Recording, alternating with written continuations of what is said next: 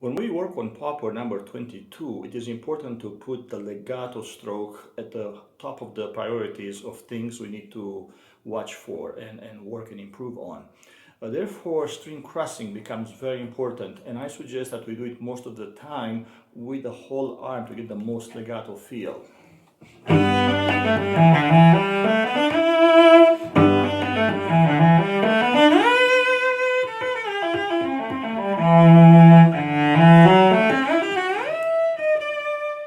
One other thing, it is important to also know and decide in advance how to shift. For example, at the end of bar 2, we have a glissando indicated by a composer, so he obviously wants something very on purpose heard well. So I would suggest we do a romantic slide or delayed slide, or what we can also call a new bow slide.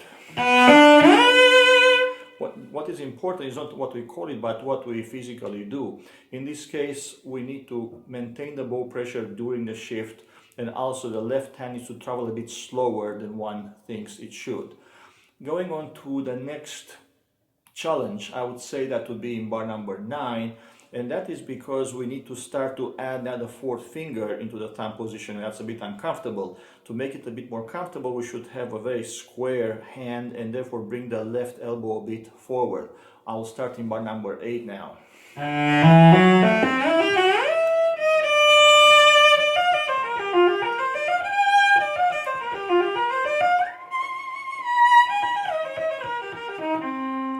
The last two shifts backwards I did.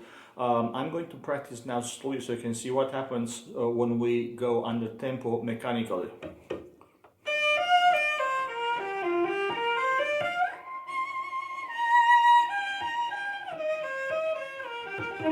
So I do prepare the shift with the biggest part of the arm. In this case would be the elbow going first, then the wrist, then the finger. So it's not the whole unit jerky last minute. Going on to bar number 13, we start now a passage that is pretty uncomfortable because we have to play in this kind of position, thumb position, but in a low register, and therefore we need to really bring the left elbow up and sustain underneath all these difficulties with the bow, because the bow, if it has a decent sound, it can give a bit of confidence to the left hand. So I'll start now in bar number 12.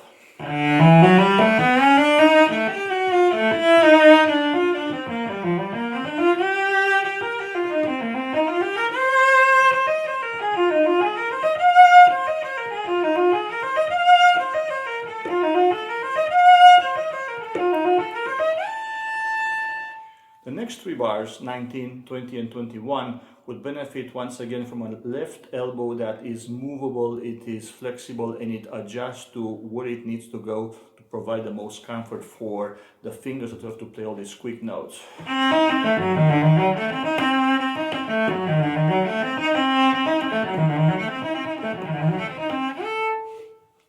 We can now jump to bar number 29 and 30, where we have a pretty significant difficulty ahead of us, challenge, because we have to go way past the end of the fingerboard, and there are many indicated harmonics that would normally sound very flat if we play them as natural harmonics. I would suggest that we slightly press those fingers when we get to this high position so we can control the intonation. I will start now in bar 27.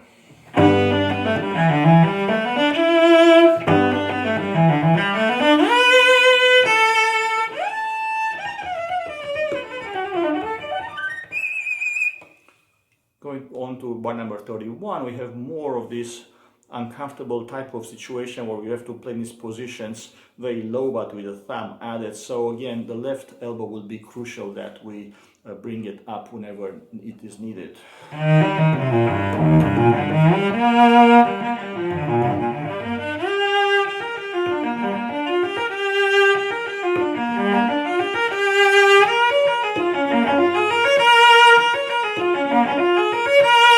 Next bar, 37, has a different kind of challenge for a left hand, and that is for it to be pretty flexible in expanding and contracting like a caterpillar.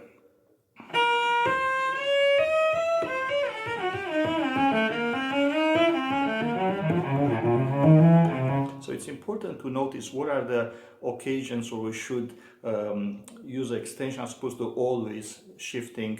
So extensions definitely are very important that are used in this kind of situation. From here on until the end of the etude, I would focus mainly on shifting slowly to maintain a calm mood, and also not chopping off the last note in each note, again to keep the mood very cantabile.